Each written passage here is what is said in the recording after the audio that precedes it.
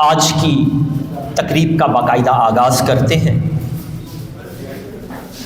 درود و سلام احمد مجتبیٰ حضرت محمد مصطفیٰ صلی اللہ علیہ وآلہ وسلم کے لیے کہ آپ وجہ تخلیق کائنات ہیں۔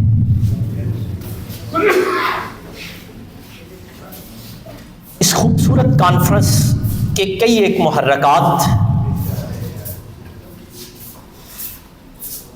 ہم آج کریٹرز کانفرنس کے دوسرے روز اپنے تمام معزز مہمانوں کو خوش آمدید کہتے ہیں۔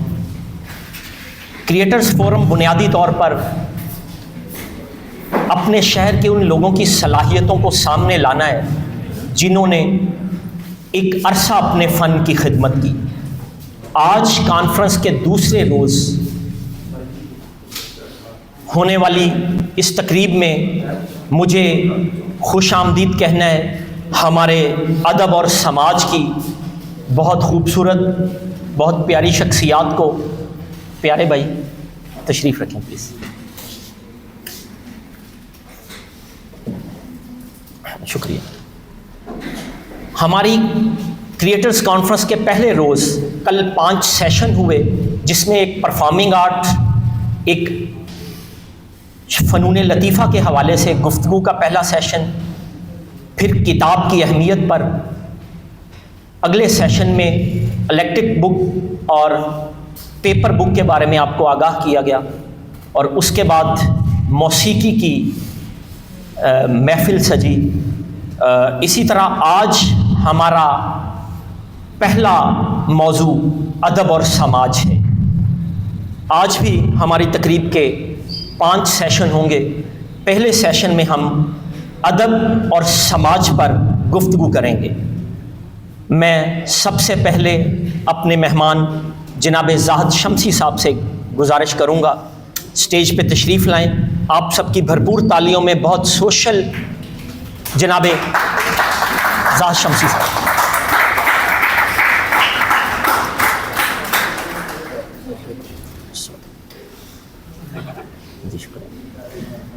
جناب زاہد مشدی صاحب سماج میں اپنا ایک منفرد اور علیحدہ کام، نام اور مقام رکھتے ہیں۔ نوجوانوں سے بھی جڑے ہیں اور ہم انہیں اپنا نوجوان بزرگ سمجھتے ہیں۔ میں اگلی شخصیت کو دعوت دینے جا رہا ہوں جو بلا شبہ بورے والا کی بہت جانی پہچانی شخصیت ہے، میری بہت پسندیدہ شخصیت۔ آپ کو جب بھی ہم نے سنا ہے ایک شعلہ بیاں مقرر کے طور پہ سنا ہے، اور ادب کی چاٹ بھی ان کا خاصا، لیکن سب سے اہم بات جو ان کی زندگی کا ایک اہم حصہ ہے وہ دارالفلاح۔ آپ نے سماج کی خدمت کے لیے اپنے آپ کو وقف کر رکھا ہے۔ آپ سب کی بھرپور تالیوں میں جناب میری مراد ہے زیارت علی غوری صاحب۔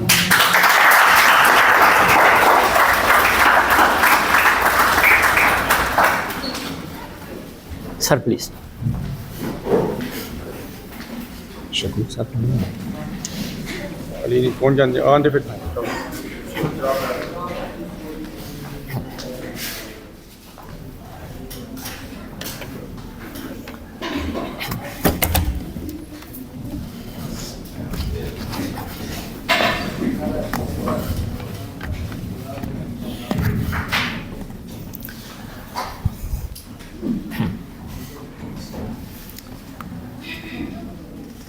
سیشن کا آغاز کرنے کے لیے میں سب سے پہلے گزارش کروں گا جناب عبدالرؤف چودھری صاحب سے کہ وہ ہاؤس اوپن کر دیں پلیز۔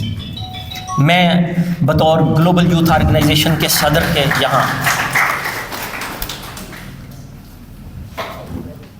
بسم اللہ الرحمن الرحیم۔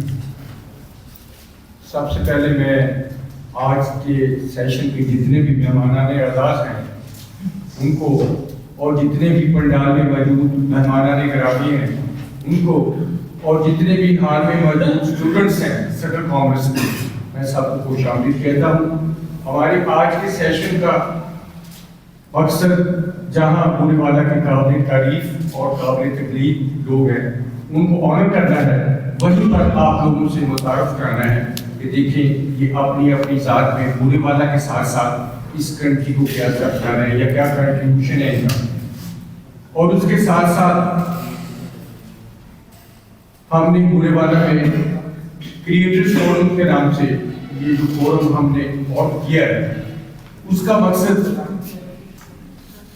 ہمارے معاشرے میں جو زبان گزیری ہے، آج کا جو ڈکلائن ہے، ہماری اخلاقی روایات اقدار زبان گزیر ہیں، ہمارے رویے تلخ ہیں، ہمارے اپنی ذات کے ساتھ بہت سارے لوگ ہیں جن کو آپ نے دوسروں کے ساتھ لڑتے دیکھا ہے، لیکن میں نے آج کل جو آبزرو کیا ہے کہ سب سے زیادہ لوگ اپنے آپ سے لڑتے ہیں. لوگ گھٹن کا شکار ہیں، لوگ تناؤ کا شکار ہیں. تو آج کے اس گھٹن اور تناؤ کے دور میں اس طرح کی ایونٹس کا ہونا میں سمجھتا ہوں کہ نیک تلاوت سے کم نہیں ہے. ایسی تقاریب جہاں کیتھارسس کا باعث ہوتی ہیں، وہیں پہ ریلیکسیشن کا باعث بھی ہوتی ہیں. اور اس کے ساتھ ساتھ اس طرح کے فورم سوشل انٹریکشن اور پبلک ریلیشننگ کا باعث بھی ہوتی ہیں. تو آج ہم جو سیشن کرنے جا رہے ہیں، ایک تو ہے جو سماج سیوک ہیں کہ جن لوگوں نے اس سماج کے لیے کیا کنٹریبیوٹ کیا. تو ان میں ظہیم نے پہلے ان کا تعارف کرایا، تو میں تھوڑا سا میں بھی ٹچ کرتا چلا گیا کہ ایک تو ہمارے ادھر سید شاہد مشتی صاحب ہیں جو کوآرڈینیٹر ہیں سول سوسائٹی نیٹ ورک کے. ان کا کنٹریبیوشن بہت ہے سوسائٹی بلڈنگ میں. ہم نے سول سوسائٹی نیٹ ورک کے فورم پہ اپنے اینڈ پہ بہت کنٹریبیوٹ کرنے کی کوشش کی ہے. اور اس کے ساتھ ساتھ جو ہمارے آج کے گیسٹ اسپیکر ہیں زیارت علی گوری، کسی تعارف کے محتاج نہیں. تو میں ان کو جب بھی دیکھتا ہوں تو میں دیکھتا ہوں کہ یہ جو بھی کام کرتے ہیں جنون سے کرتے ہیں اور اس حد تک جنونیت کے ساتھ کرتے ہیں. تو ان کی ہر اسائنمنٹ رزلٹ اورینٹڈ ہوتی ہے. تو یہ ان کا بطور پولیٹیکل ورکر یہ واحد میں سمجھتا ہوں بورے والا کے پولیٹیکل ورکر تھے جن کو اس وقت کی جو پارٹی ہیڈ تھی میری برات بے نظیر بھٹو، اور جب تک ذوالفقار بھٹو زندہ تھے تو وہ ان کو بائی نیم بھی جانتے تھے اور ان کی جو خدمات ہیں ان کا بھی اعتراف کرتے تھے. تو آج کل یہ بورے والا ویلفیئر سوسائٹی کے فورم پہ بورے والا کی خدمت کر رہے ہیں. ان کے ملٹیپل پروجیکٹس ہیں، میں اس تفصیل میں نہیں جاؤں گا، یہ خود اس پہ تھوڑی سی روشنی ڈالیں گے. تو میں اب زیادہ دیر حائل نہیں ہوں گا تاکہ جس مقصد کے لیے مہمانان گرامی کو یہاں پہ مدعو کیا ہے تو میں چاہوں گا کہ ظہیم صاحب اب سیشن کا باقاعدہ آغاز کریں. بہت بہت شکریہ. Thank you very much. جی بہت شکریہ. رؤف صاحب کی اپنی بھی علمی اور ادبی خدمات بہت ہیں. میں ادب میں بھی آپ دوستوں کو پتہ ہے کہ کچھ عرصہ سے بطور شاعر اور مینجمنٹ بہت سے مشاعروں کا کام، چونکہ آج کا موضوع ادب اور سماج ہے. سن 2000 سے ہم گلوبل یوتھ آرگنائزیشن کے پلیٹ فارم سے بھی لوگوں کے لیے کام کر رہے ہیں. تو سماج اور ادب کا آپس میں بہت گہرا تعلق ہے. سماجی خدمات اور ادبی خدمات کا اگر آپس میں بہت مضبوط رشتہ قائم ہو جائے تو انہی معاشروں میں ہمیں انقلاب نظر آیا ہے. فرنچ ریولوشن دیکھیں آپ، ہسٹری کا جہاں جہاں بھی آپ نے مطالعہ کریں گے ہمیں ادب اور سماج جب آپس میں ملتا نظر آیا ہے تب ہی ہمیں اس بات کا تاریخ کو نئے موڑ پہ مڑتے ہوئے ہم نے دیکھا ہے. آج بہت پیاری شخصیات موجود ہیں. وقت اپنے دامن میں چونکہ بہت کم ہے اور ہمیں 3 سے 4 منٹ کی گفتگو کا ہی موقع ملا ہے، تو میں چاہوں گا کہ جو میں نے گفتگو کرنی ہے مجھ سے زیادہ ہم زیارت علی غوری صاحب کو سنیں. سر اپنی خدمات کے بارے میں آگاہ کیجیے. آپ شعلہ بیاں مقرر تو ہیں ہی، لیکن ہم چاہتے ہیں کہ آپ کی بھرپور آج کی نشست میں بچے اور سب آپ سے سیکھ سکیں. Sir please, sir please. اعوذ باللہ من الشیطان الرجیم، بسم اللہ الرحمن الرحیم. معزز احباب، ہمارا دارالخلا سے تعلق ہے. سر آپ کا فون بج رہا ہے.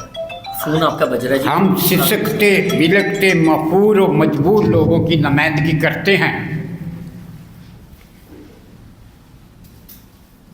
हमारे तारफ़ के लिए बस इतना ही काफ़ी है, हमारे तारफ़ के लिए बस इतना ही काफ़ी है, हम इंसानियत के दायरे से बाहर नहीं निकलते हैं।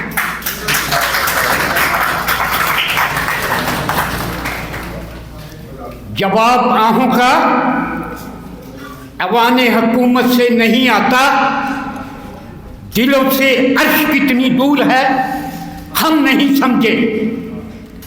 गरीबों का लहू जिन जिन की खुराकों में शामिल है, उन्हीं के चेहरे पे रंगो नूर है, मतलब हम नहीं समझे।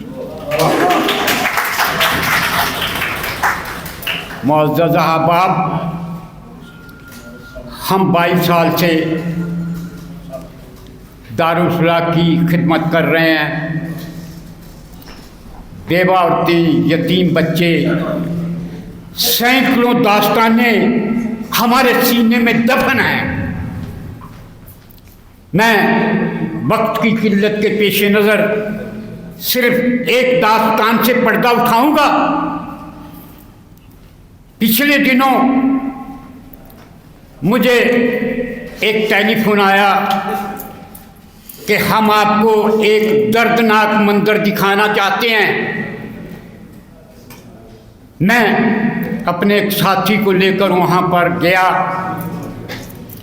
मैंने देखा एक टूटा फूटा छोटा सा घर है, उसमें 6 मासूम बच्चे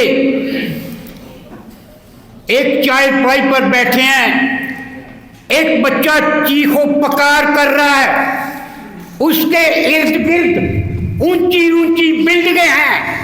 उस बच्चे की चीखो पकार दीवारों से टकरा कर मायूस लौटाती है। मैंने जब उस बच्चे से पूछा, उन बच्चों को पूछा कि क्या बात है, तो उसने कहा इसको भूख लगी है, इसकी माँ गरीबों के घर में काम करने गई है।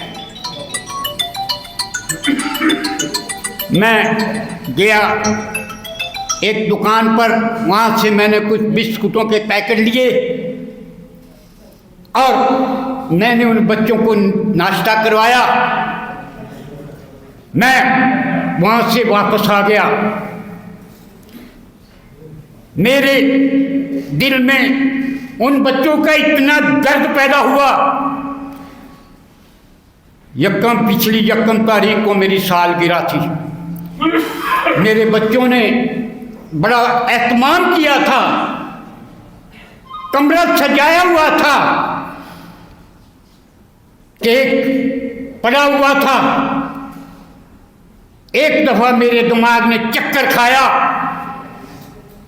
मैंने बच्चों से माजरत की, बेटा मैं तुम्हारे साथ सालगिरह नहीं मनाऊंगा, आज मैं उनको यतीम बच्चों के साथ सालगिरह मनाऊंगा। मैंने केक उठाया और उस घर में चला गया।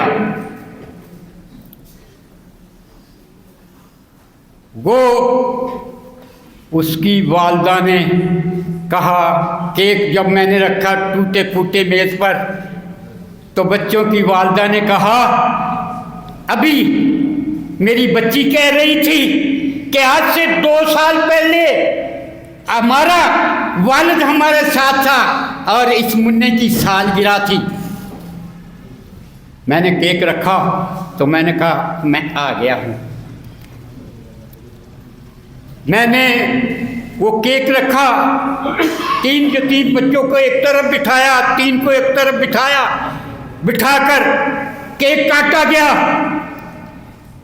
तो उसकी वालदा की आंखों से आंसू निकलने लगे। तो मैंने आगे हाथ कर दिए, ये कीमती चीज है, ये मेरे हाथ पर डालो, ये जमीन पर गिर जाए तो जमीन फट जाएगी।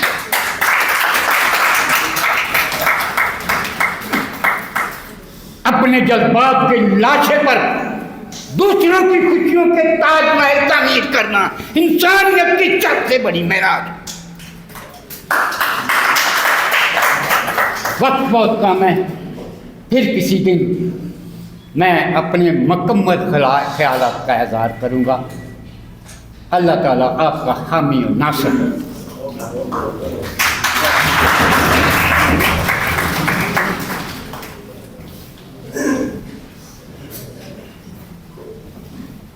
ज़हीम साहब, अच्छा मैं डॉक्टर शकूर साहब से रिक्वेस्ट करूंगा कि वो अपना स्टेज पे तशरीफ लेके आए। शकूर साहब हमारे मेहमान बनते हैं जी, प्लीज़ पैनल में तीसरे नंबर साथी जनाब ज़ाहिद मशदी साहब, अदब और समाज के सेवक, हम इनके ख्यालात सुनते हैं। बिस्मिल्लाहिर्रहमानिर्रहीम।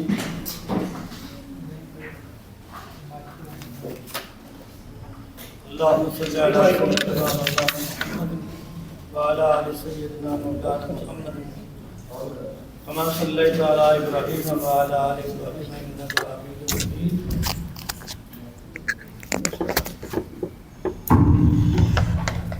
नबी अकरम सल्लल्लाहु अलैहि वसल्लम का इरशाद गिरामी है, खैरुन्नास मन यनफ़उन्नास, तुम में से बेहतरीन वो शख्स है जो दूसरों के लिए भलाई तसव्वुर करे। आज का जो मौजू है, इसमें ज़हीम साहब ने जो फरमाया समाज और अदब। समाज दो लफ्ज़ों का मजमूआ है, सिम और आज। ये एक संस्कृत का लफ्ज़ है। सिम से मैंने होते हैं इकट्ठा, और आज से मुराद है मजबूत होना, यानी वो मुआशरा जो इकट्ठे मिलकर अपने कामों को तसल्ली बख्श तौर पर कर सके, अपने जो अहलो अयाल है उनका कुछ न कुछ काम इस अंदाज से कर सके कि उनकी भरपूर रहनुमाई हो। अदब जो होता है, अदब उस मुआशरे को रहन सहन का तरीका सिखाता है, आपस में मिलने जुलने का तरीका सिखाता है, और मुआशरे में नाहमारियों को नहीं पनपने देता। एक अदीब हमें इस मुआशरे के खदो खाल बताता है, क्योंकि अदीब जो है वो मुआशरे की एक आँख होता है, और आँख वो सब कुछ देखती है जो उसे नज़र आता है, बुराई भी और अच्छाई भी।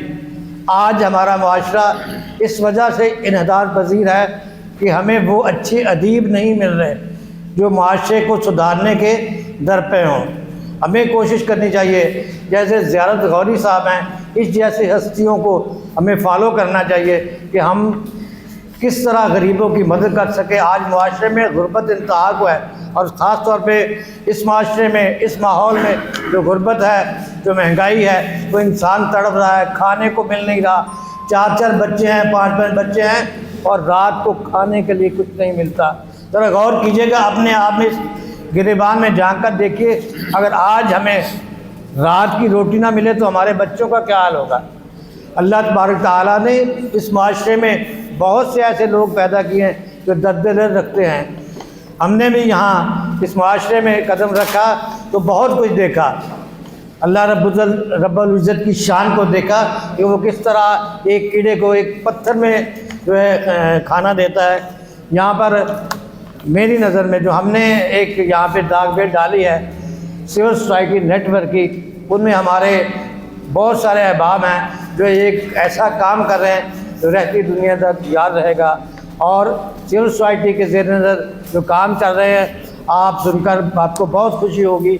यहाँ पर ब्लड बैंक बनाया जा रहा है, यहाँ पर खून की जो है क्या कहते हैं खून दिया जा रहा है, यतीम बच्चों के लिए परवरिश की जा रही है, पौधे और फूल तकसीम किए जा रहे हैं, और बहुत से अवामिल ऐसे हैं। और यहाँ पे ज़ियारत गौरी साहब ने जो गरीबों के लिए 32 घर बनाने की जो बुनियाद रखी, वो पाया तकमील तक पहुँचने वाली है। तो इन जैसे लोगों के लिए हमें तकलीद करना चाहिए, हमारे माशरे को, उन अदीबों को तकलीद करना चाहिए, उन्हें लिखना चाहिए इस बारे में, उन्हें बताना चाहिए कि जो ये गरीब परवर हैं, जो दर्द रखते हैं, उनके साथ मिलकर काम किया जाए। बहुत शुक्रिया जनाब। चंद एक मिनट हम अपने तीसरे मेहमान जनाब अब्दुल शकूर साहब, प्रोफेसर अब्दुल शकूर साहब, प्रिंसिपल हैं आप گورنمنٹ کا کانگریس کے میں گزارش کروں گا کہ اپنے خیالات سے انہیں آگاہ کریں. بسم اللہ الرحمن الرحیم. مجھے آپ نے مائک آن کر دو, کوئی بات نہیں, آن رہے. مجھے آپ نے موضوع نہیں بتایا کہ میں نے کس موضوع پر بات کرنی ہے. ادب اور سماج موضوع بتائیں. موضوع اچھا, ہم ادب پر ہی کرتے ہیں بات. سر ہم نے یہ طے کی, ٹھیک ہے, ادب پر, ادب اور سماج. کٹ کٹ مائک والے نال بنتی ہے, لیکن میری آواز ٹھیک ہے, کوئی غلط. ٹھیک ہے. اچھا جی, میں سر عرض یہ ہے کہ ادب اور سماج پہ ہے یہ چیز. آپ جی. کل سے آپ کے جو ہم نے کریٹرز فورم کے فیس بک پیج پہ بھی آپ کا وہ اوکے اوکے مینشن کیا ہے. ادب کیا ہوتا ہے؟ ایک ادب ہے جو ہم کہتے ہیں کہ ادب کرو جی. ادب بہت اچھی چیز ہے, اخلاقیات کے حوالے سے بولا جاتا ہے, لیکن لٹریری ٹرم میں ادب کہتے ہیں شعراء اور مصنفین کے رقیق خیالات, احساسات, جذبات, ایسے احساسات اور جذبات جو قوم کی ترجمانی بھی کرتے ہوں, قوم کے لیے رہنما بھی ہوں.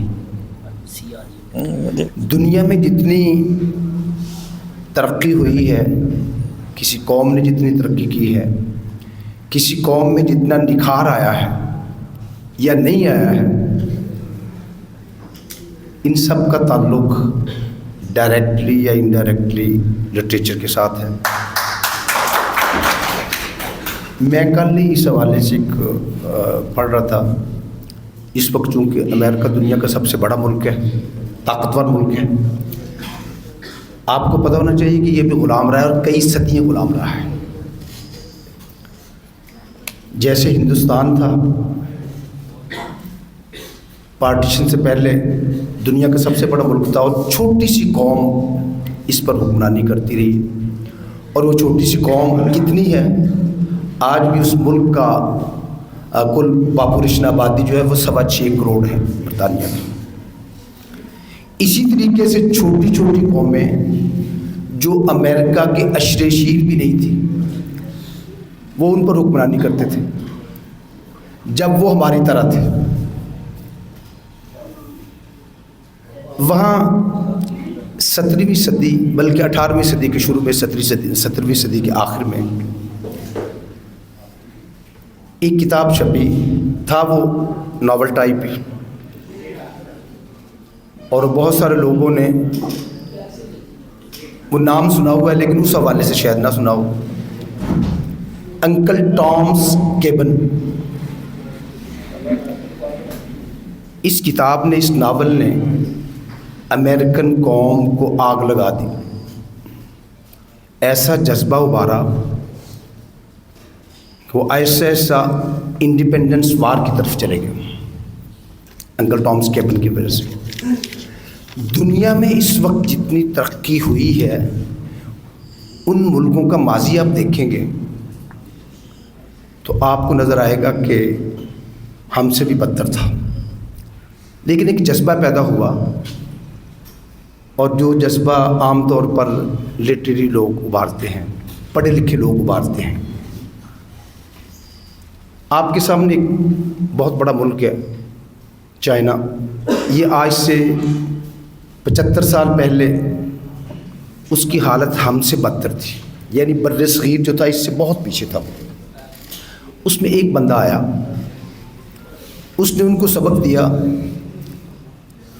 اگرچہ وہ سبق معاشی لحاظ سے اتنا کامیاب نہیں تھا, پیچھے کی طرف آ رہا تھا کمیونزم کا. ماؤ تنگ نے, قوم نے سبق پڑھا, قوم متحد ہوئی, انقلاب آیا, اور دنیا کے سب سے بڑے ملک میں انقلاب آیا. یہ کمیونزم کا تھا.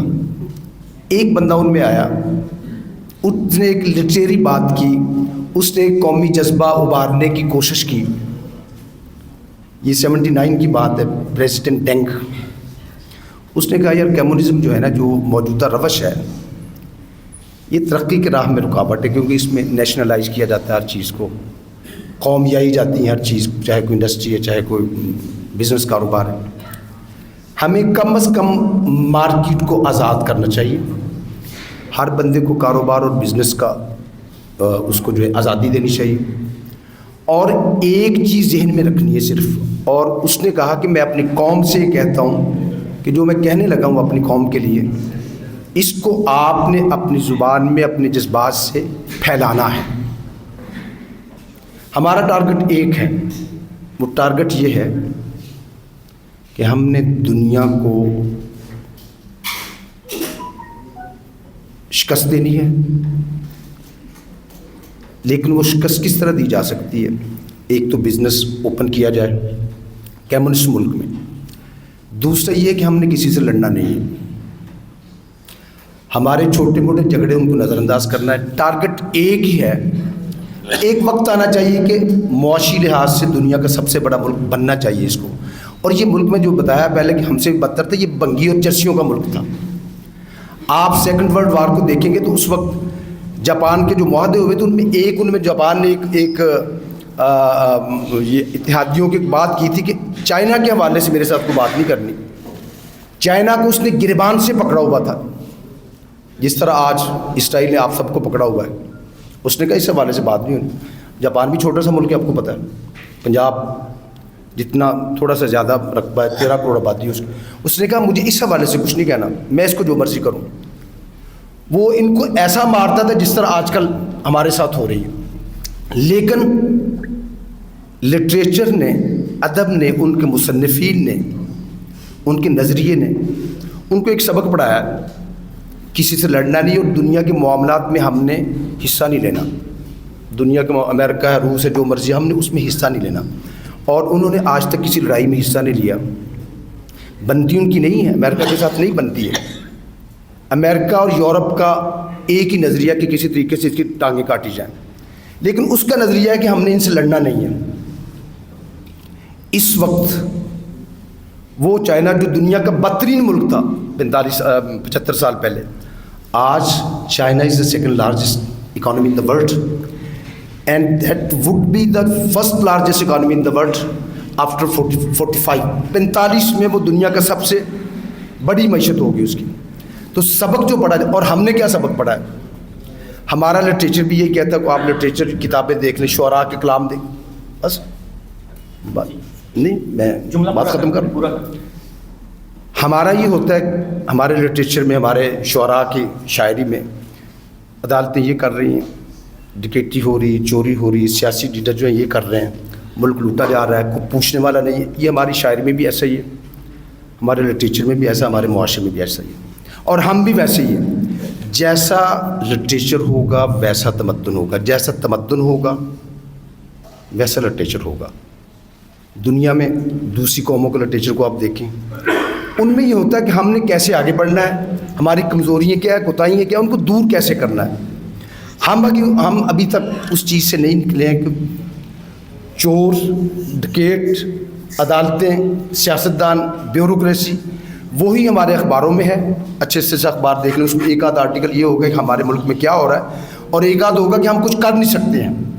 تو جو قوم جن کا تمدن ایسا ہوتا ہے، جن کی سوچ ایسی ہوتی ہے، جو آپس میں لڑتے رہتے ہیں، جو کوئی نہ کوئی لڑائی کا بہانہ ڈھونڈتے رہتے ہیں، جو دوسرے کو نیچا دکھانے کی کوشش کرتے رہتے ہیں، وہ قوم کامیابی ہوتی ہے. ہمیں اپنے آپ کو بدلنا چاہیے. دوسری ایک آخری بات پلیز، لٹریچر کے لوگ جو ہیں، ادب کے لوگ، پڑھے لکھے لوگ، جب تک ان کو تحفظ نہیں ملے گا اور تحفظ کے بعد عزت نہیں ملے گی، اس وقت تک آپ کا لٹریچر، آپ کا ذہن، آپ کے احساسات، آپ کا دماغ بڑا نہیں ہو سکتا ہے. عرب جو پہلے تھے، اللہ کے نبی صلی اللہ علیہ وسلم کے بعد دوسری صدی میں، تیسری صدی میں دنیا کی سب سے بڑی طاقت بن گئی. اس کی وجہ ایک میں مثال دے کر ختم کرتا ہوں. ایک کتاب الاغانی، اپنے دور میں وہ عربوں کی سب سے بڑی کتاب تھی، کتاب الاغانی. کتاب الاغانی لکھی گئی، وقت کا جو گورنر تھا اس علاقے کا، اس نے اس وقت اس کو 1000 دینار دیا تھا. دینار کتنا ہوتا تھا؟ 40% تولے کا ایک دینار ہوتا تھا. یعنی آج کا کیا بنتا ہے؟ آدھا تولہ تقریباً. آج کے 400 تولہ بنتا ہے. 400 تولے کی قیمت کیا ہے؟ 400 تولے کی قیمت اس وقت جو ہے 8 کروڑ روپے تقریباً. ایسے ہی ایک مصنف جس کی کتاب اچھی ہے، اس کو 400 تولہ اس نے دیا اس وقت. ہماری ملک کی تاریخ میں کبھی بھی ایسا نہیں ہوا کہ 1 کروڑ بھی دیا ہو کسی کو. تو جب تک آپ ان کا تحفظ نہیں کریں گے, آپ ان کو عزت نہیں دیں گے, پڑھے لکھے آدمی کو عزت نہیں دیں گے اور آزادی نہیں دیں گے لکھنے کی, یہ نہیں کہ یہ لکھنا یہ, اس وقت تک ہمارا معاشرہ ڈیولپ نہیں ہو سکتا, ہم کامیاب نہیں ہو سکتے. اللہ تعالیٰ بہت شکریہ جی. Thank you very much sir. Professor Abdul Shakoor صاحب اپنا ذکر کر رہے تھے. معاشرتی بگاڑ شروع ہوتی اور جب کسی قوم پہ زوال آتا ہے نا, تو یہ نہیں ہوتا کہ ہمارے صرف ہاکی کے شعبے میں زوال آیا, کرکٹ میں زوال آیا, پھر اوور آل پورا معاشرہ اس کی لپیٹ میں آتا ہے. پچھلے 10-12 سال میں حکومتوں نے کوشش کر کے صحافیوں کو پروموٹ کیا, ادیبوں اور شاعروں کو نگلیکٹ کیا. پچھلے 4 سال سے پرائڈ آف پرفارمنس بھی صرف اس شخص کو مل رہا ہے, اس ادیب اور شاعر کو مل رہا ہے جو صحافی بھی ہے. اس سے معاشرہ امبیلنس ہو گیا اور اب حکومت خود سوچتی ہے کہ ہم سے یہ کام کیا ہوگا. برکیف بہت شکریہ جی, آپ نے بات کو بڑھایا اور آج کے اس سیشن کو کمپلیٹ کیا. تھینک یو ویری مچ. ہمارے مہمانوں کے لیے بہت ساری تعلیم. پیپلز فورم جناب عبدالرؤف چودھری صاحب نے بہت خوبصورت جب ہاؤس اوپن کیا تو ہمارے غرض و غایت بھی آپ کے سامنے رکھی تھی. میں عرض کیے دیتا ہوں اور اچھی بات کو بارہا دہرایا جا سکتا ہے. ہم نے کوشش کی ہے اپنی کانفرنس میں کہ ان دوستوں کو دعوت سخن دیں جن لوگوں نے معاشرے میں ڈلیور کیا ہے. ان کی اپنی زندگی ہمیں نظر آتی ہے کہ ہمارا معاشرہ خوبصورت بنانے والے تو یہ لوگ ہیں. تو جتنا بندہ ذہین ہوتا جاتا ہے اس کی گفتگو اتنی ہی مختصر ہوتی جاتی ہے.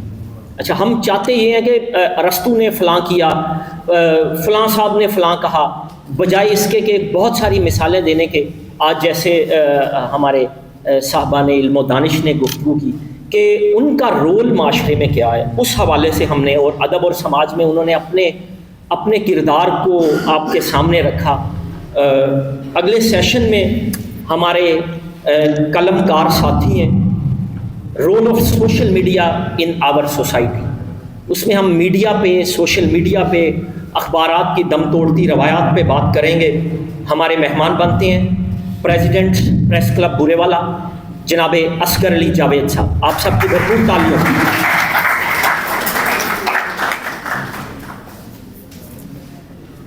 بہت ایکٹیو اور بڑی خوبصورت پرسنالٹی ہے جی. ہم جب بھی نا بورے والا سے باہر کہیں بھی بیٹھے ہوں تو لوگ کہیں گے ہمیں کہ یار توڑے شہر دے صحافی بڑے ایکٹیو ہے, روز کوئی نہ کوئی خبر ہوندی ضرور ہے. تو یہ ایسے نہیں ہے, ایک دفعہ بھرپور تالیاں لگائیں. یہ ہمارے, میں سوشل میڈیا کی ایک اور خوبصورت پرسنالٹی جناب عظیم نور قادری سے گزارش کروں گا, آپ ہمارے مہمان بنے جی, پینل کا حصہ بنے. عظیم نور قادری بہت خوش لہن ہے, نعت بہت اچھی پڑھتا ہے. تو کئی دفعہ ہم اسے تقریب میں دیکھیں, ادب کی چاٹ بہت ہے اس شخص کو, لکھتا ہے اور بہت اچھا لکھتا ہے. ہمیں یہ سمجھ نہیں آتی کہ یہ تقریب میں آپ نعت پڑھیں گے یا گفتگو کریں گے, نقیب محفل ہوں گے. اور ایسی خوبصورت پرسنالٹی کا ہمارے لیے یہاں ہونا ایک واقعی آپ کی محبت جی. آپ تشریف لائے. ہمارے پینل میں تیسرے مہمان ہیں اویس رمضان جٹ. تالیوں, آپ کی تالیوں میں جی پلیز.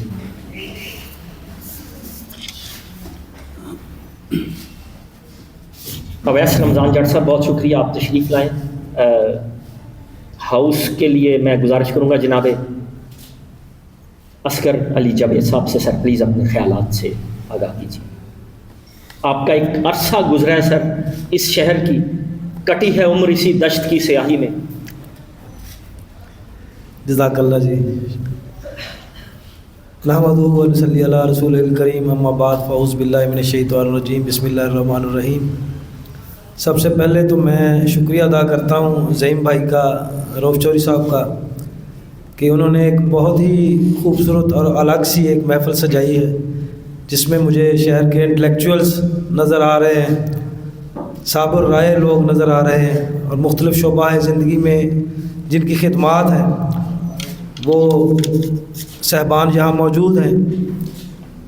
تو میں صحافت کے حوالے سے چند الفاظ آپ کی نظر کروں گا کہ زعیم بھائی نے جیسے کہا کہ اس وقت پچھلے कुछ 4 साल से मीडिया की ग्रूमिंग बहुत ज़्यादा हुई है। गवर्नमेंट ने इसको गवर्नमेंट लेवल पे ना इसको बहुत ज़्यादा पजीराई मिली है। तो मैं थोड़ा सा ये पजीराई के लफ्ज़ से इख्तलाफ करता हूँ। मैं नहीं समझता कि हक़ाइक़ यही है कि सहाफ़त जो है इस वक्त मुल्क में अपना हक़ अदा नहीं कर रही, क्योंकि हमारा सहाफ़त का मेन मकसद है मुआशरे में जो कुछ आप देखते हैं उसको कम अज़ कम आवाम तक पहुँचाएँ। मुआशरे की आँख और कान होता है सहाफ़त। लेकिन वो एक शेर है ना कि पीछे बंधे हैं हाथ और शर्ते सफ़र है, पीछे बंधे हैं हाथ और शर्ते सफ़र है, किससे कहूँ कि पाँव के कांटे निकाल दे। तो ये अब जो कांटे बिछे हुए हैं ना सहाफ़ती शोबा के नीचे, कुछ लोग तो वो जो आपको रात को 1-1 घंटा मुख्तलिफ टीवी चैनल्स पे लोग नज़र आते हैं जो 10-10, 20-20 लाख और 50-50 लाख रुपए जो वो चैनल से लेते हैं। इसके अलावा उनका एक और भी सीन होता है कि वो एक एजेंडा लेके वहाँ पे बैठे होते हैं, वो एजेंडे के अलग पैसे होते हैं।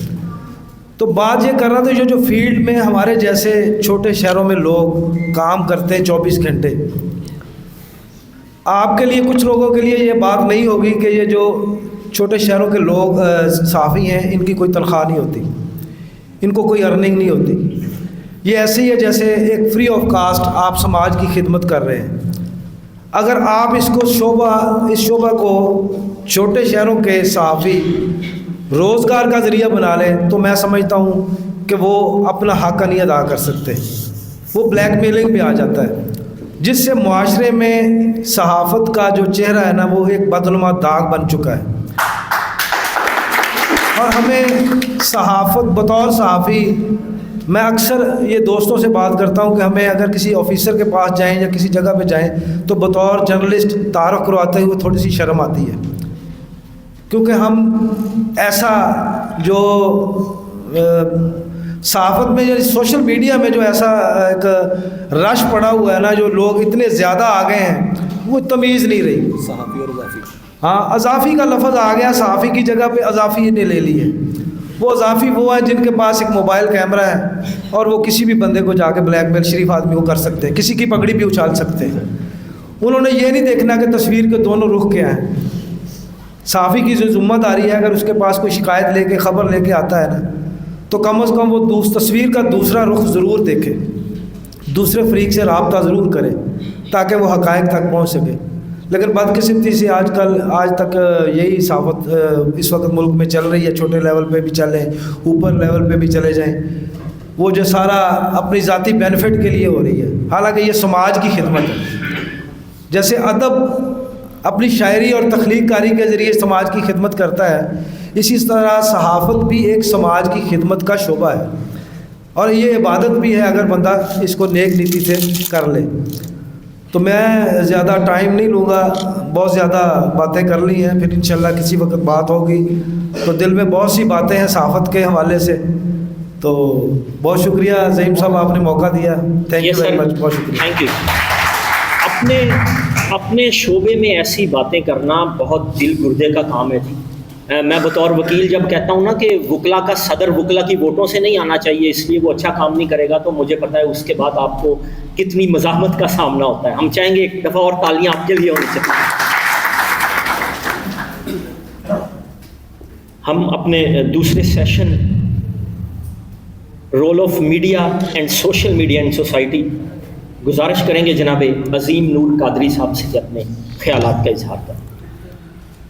बिस्मिल्लाहिर्रहमानिर्रहीम, अस्सलाम वालेकुम वरहमतुल्लाहि वबरकातुहू। बहुत मुश्किल है कि मैं अपने कलमकार होने पे गुफ्तगू करूँ, नकीब महफिल होने पे गुफ्तगू करूँ, सहाफ़ी अदना सा सहाफ़ी होने के नाते गुफ्तगू करूँ, या एक जॉबिन होने के हवाले से गुफ्तगू करूँ। मैं चूँकि नकीब महफिल हूँ और स्टेज पर मेरे सामने हज़ारों का मजमा भी होता है और मैं उन्हें हैंडल करता हूँ, और मुझे बड़ी तकलीफ़ होती है जो मेरा मजमा मेरी जानिब मुतवज्जह ना हो, तो फिर मैं कोई बात ऐसी करता हूँ कि मेरा मजमा मेरी बात भी सुने, मेरी जानिब तवज्जो भी करे। थके हुए ज़हनों में बोलने की हमें आदत है नहीं। ज़हीम भाई को बड़ी तकलीफ़ होती होगी उस वक्त जब ये अच्छा शेर के उनको दाद ना मिले। जब मेरे जैसा एक बंदा भी इनके लिए वाह वाह कर दे खड़े होकर, ये कहेंगे यार पहला बंदा है जिसने मेरे शेर समझ आ गया है, ठीक है। और मेरे लिए बाइस इज़्ज़त बात यह है कि मेरे उस्ताद यहाँ पर बैठे हैं और मैंने मुल्क पाकिस्तान के बड़े बड़े नामों को दावत दी होगी, वज़ीर आज़म पाकिस्तान तक को मैंने दावत दी है अपने अल्फाज के साथ। तो यहाँ पर मेरे उस्ताद बैठे हैं, सर अब्दुल साहब से मैंने कामर्स में मुतालिया पाकिस्तान पढ़ी है, इस्लामियात पढ़ी है, इरफान नूरानी साहब बैठे हैं, खालिद जवेद साहब हमारे डिप्टी रहे हैं। इन साहिबान अरबाब अक़ल दानिश व दीनिश और सुखम फ़हम शख्सियात के सामने गुफ्तगू करना सूरज को चिराग दिखाने के मुतरादिफ है। मैं चाहता हूँ, मुझे ये कहा गया कि आपने सोशल मीडिया पे बात करनी है। सोशल मीडिया का सबसे बड़ा फ़ायदा ये है कि इस वीडियो कैमरे के साथ, इस मोबाइल के साथ आप पूरी दुनिया में देखे जाएंगे, और सबसे बड़ा नुकसान ये है कि आप इस बज़म में बैठे हैं, मोबाइल पे लगे और हम इग्नोर हो रहे हैं। ये सबसे बड़ा नुकसान है। ऐसा है या नहीं है? अगर हम आपके साथ हमें शायद कैमरे से पूरी दुनिया में देखा जा रहा हो, सुना जा रहा हो कि हाँ यार बड़ी अच्छी बात हो रही है, लेकिन जो इस हाल में मौजूद है मेरे दोस्त नौजवान, वो अपने मोबाइल पे लगे हैं। एक क्लैपिंग मेरे असगर साहब को मैं अपना सहाफ़त में रूहानी उस्ताद मानता हूँ, और हर डिपार्टमेंट के अंदर जो भी अच्छा आदमी है उसको मैं अपना उस्ताद मानते हुए उनकी कदर करता हूँ और उनके ख़िलाफ़ भी बात बर्दाश्त नहीं करता। यहाँ पर ज़हीम साहब ने बुलाया बड़ी मोहब्बत के साथ क्रिएटर्स फोरम में। मैं चाहता हूँ कि मेरे उस्ताद के लिए, ये मेरे अपने बंदे आए हुए हैं सारे, मेरे लिए तारीफ़ के लिए तालियां बजा देंगे। ये पीछे जो स्टूडेंट है एक मरतबा ऐसी क्लैप करेंगे, हाल गूंजे एक मरतबा।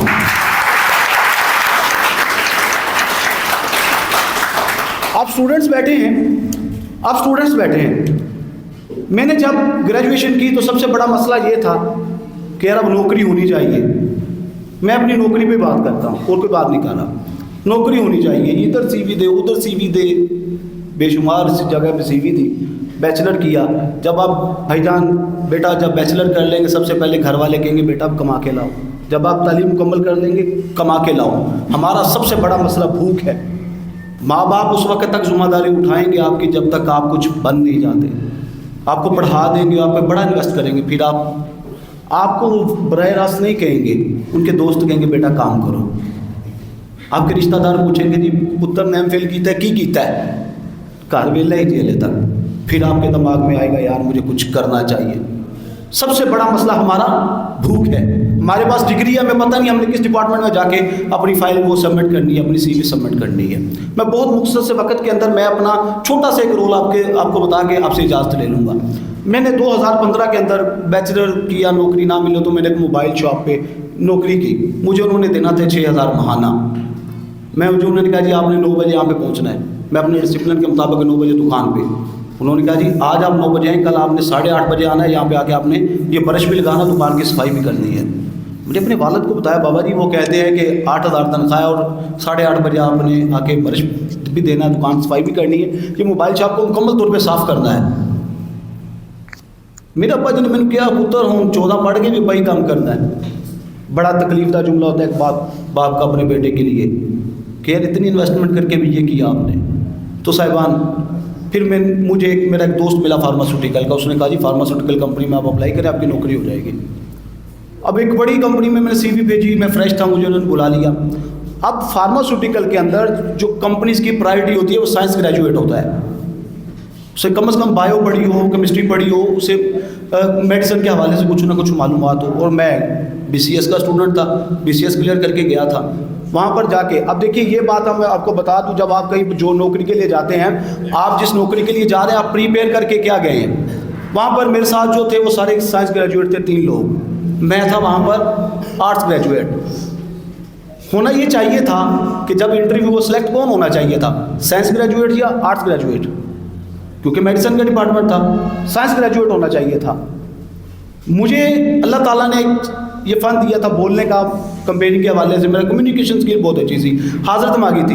अब जो उनसे पूछा गया, जो बेचारा BSc साइंस के साथ करके, उससे पूछा जी आपके फ्यूचर प्लानिंग क्या है, उसने कहा जी मैं टीचिंग में जाना चाहूँगा। नौकरी किसकी करने आया वो, फार्मास्यूटिकल की। जाना किस डिपार्टमेंट में चाहता है, टीचिंग में। वो पहली फुर्सत में ही उसे उन्होंने रिजेक्ट कर दिया। दूसरे लड़के से पूछा, उसने कहा जी मुझे अगर मौका मिला मैं एयरफोर्स में जाना चाहूँगा या गवर्नमेंट जॉब करना चाहूँगा, रिजेक्ट कर दिया। मुझसे पूछा उन्होंने जी आप क्या करेंगे, मैंने कहा सर میں تو بڑی دیر سے اس فرصت میں تھا کہ میں فارماسیوٹیکل کو جوائن کروں اور اپنے فیوچر کو سیکیور کر لوں.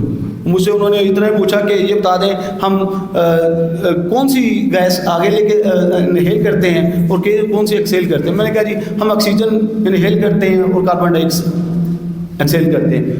2015 میں میری نوکری ہو گئی. اس وجہ سے آپ نے جب نوکری کے لیے گئے تو آپ کو اپنا پرپس پتہ ہونا چاہیے. جہاں پہ میں جا رہا ہوں میں نے اس کا وفادار بن کے رہنا اس وقت تک کے لیے. اگر آپ نوکری آپ نے فارماسیوٹیکل کی اپلائی کی اور آپ وہاں بتا رہے ہیں میں ٹیچنگ میں جاؤں گا, آپ وہاں پہ ریجیکٹ ہو جائیں گے. اب میں نے 1 سے 2 منٹ زین بھائی میں آپ کے لیے کوئی اچھا بول رہا ہو تو اسے سنا جا سکتا ہے. بڑی محبت. دریا کے کنارے تو پہنچ جاتے ہیں پیاسے. اور جو مخصوص ٹائم ہے جی آپ اس میں دریا کے سوشل میڈیا کنارے پہ جی دریا کے کنارے تو پہنچ جاتے ہیں پیاسے. پیاسوں کے گھر تک کوئی دریا نہیں جاتا. خدا جسے دے اسے ملتی ہے مظفر. اس عزت کو دکانوں سے خریدا نہیں جاتا.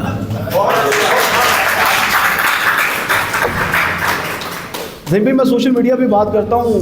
میاں محمد بخش نے کہا تھا جو کوئی جس دا عاشق ہوندا اسے دی گل کردا, سو مکر بہانے کر کے اوندے ہی مرنے مردا. بات وہیں تک ہے. تو اس کے بعد جب میں 2015 میں جاب ہو گئی تو پھر میں نے دیکھا کہ میرے جیسے بہت سارے لوگ ہیں جن کو نوکری نہیں مل رہی, MSc سائنس کیا ہوا ہے.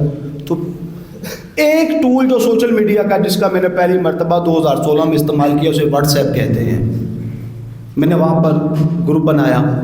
میں نے اپنے دیگر کولیگس کو وہاں پر جمع کیا کہ یار ہم جیسے مجھے ایک موقع ملا ہم کسی اور کو بھی موقع دیتے ہیں. میری کسی نے تیاری نہیں کروائی. جو نیا بچہ آئے گا ہم اس کو تیاری کرواتے ہیں اس فارمیٹ کے حوالے سے, فارماسیوٹیکل میں جاب کے حوالے سے. میں نے 400-500 بندہ اکٹھا کر لیا 1 سال کے اندر. لیکن مسئلہ یہ آیا, اب دیکھیں فائدہ یہ ہوا کہ میں نے اپنی کمیونٹی کو اکٹھا کر دیا پلیٹ فارم کے اوپر. نقصان یہ ہے کہ میرا مقصد یہ تھا کہ ہم اس پلیٹ فارم کو یوز کرتے ہوئے اپنی کمیونٹی کی گرومنگ کی طرف بڑھیں. لیکن مسئلہ وہاں پہ آیا کہ واٹس ایپ گروپ تو بن گیا, اس میں کوئی آیت بھیج رہا ہے, کوئی گانا بھیج رہا ہے, کوئی کچھ بھیج رہا ہے, کوئی اپنے خیالات بھیج رہا ہے, کوئی سوشل میڈیا. لیکن میں نے اس کے 10-12 قوانین بنائے. میں نے بتایا یار ہم نے فارماسیوٹیکل کے حوالے سے معلومات کا تبادلہ کرنا ہے, ہم نے ڈاکٹر کی پروفائل کا تبادلہ کرنا ہے, ڈاکٹر کس ٹائم پہ ملتا ہے ہم نے اس کا یہ بینیفٹ دینے ہیں.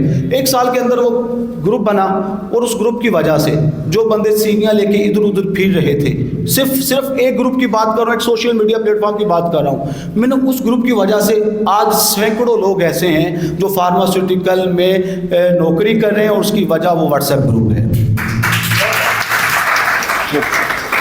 ایک واٹس ایپ گروپ ہے اور میں ایک دعویٰ کرتا ہوں بندہ فارماسیوٹیکل میں ہو, نوکری کر رہا ہو اور اس سے پوچھے آپ عظیم نور کو جانتے ہیں, اگر وہ کہے عظیم نور کو میں نہیں جانتا, یا تو وہ فارما میں نیا آیا یا وہ فارما میں نہیں ہے. ایک عمر لگتی ہے کہ دعویٰ کرتے ہیں جی. تو 1 سال لگا مجھے اس گروپ کے ڈسپلن کو بنانے کے لیے. اس کے بعد ہمارا یہ جو فارماسیوٹیکل کا ہوتا ہے, ہماری ٹریننگز بھی ہوتی ہیں, ہماری میٹنگز بھی ہوتی ہیں. ہمیں دور دراز سفر کرنے کے لیے کبھی کراچی بلا لیا, اسلام آباد بلا لیا, کبھی PCB اربن بلا لیا, کبھی لاہور میں کسی ہوٹل میں بلا لیا. اب یہ ہوا کہ کمپنی نے اس کو مائکرو کرتے ہوئے اب یہ کیا کہ ایک سوشل میڈیا پلیٹ فارم لیا, وہیں پر اب ہماری میٹنگز ہونے لگی.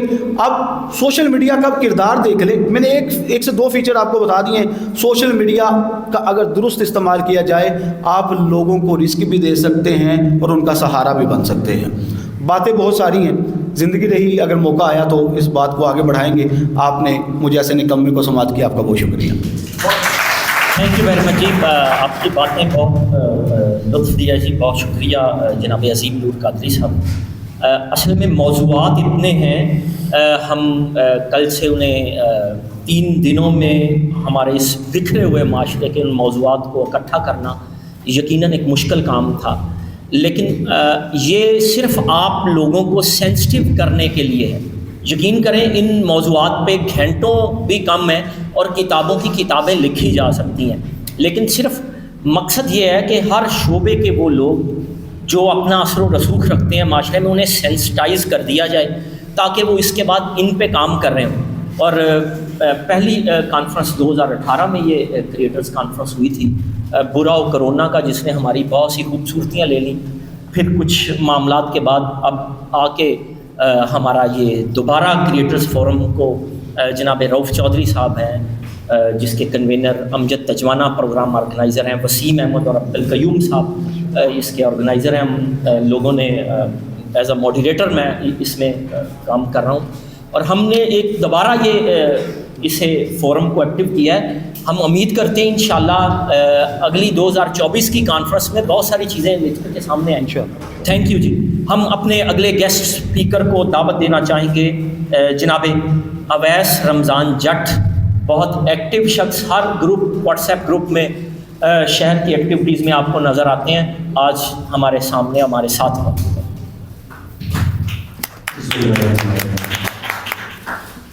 سب سے پہلے تو بہت بہت شکریہ جناب نعیم رشید صاحب کا, عبدالغیوم صاحب کا, مسنجر صاحب کا, امجد عثمانہ صاحب, اور جو بھی اس کانفرنس کے روزے روا ہے میں تمام کا مشکور ہوں. اور خاص طور پر یہ بولے والا کے لیے ایک تحفہ ہے کہ ہم عموماً اس طرح کی کانفرنسز جو ہیں وہ لاہور, اسلام آباد, کراچی میں اٹینڈ کرتے ہیں, اور الحمدللہ سیکھنے کی غرض سے جاتے بھی ہیں.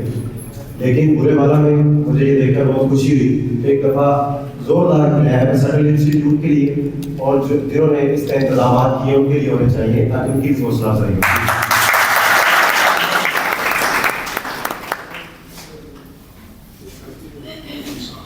سوشل میڈیا کے حوالے سے مجھے حکم ہوا ہے کہ سوشل میڈیا کا کردار معاشرے میں کیا ہے. سب سے پہلے میں ایک سوال کرنا چاہوں گا.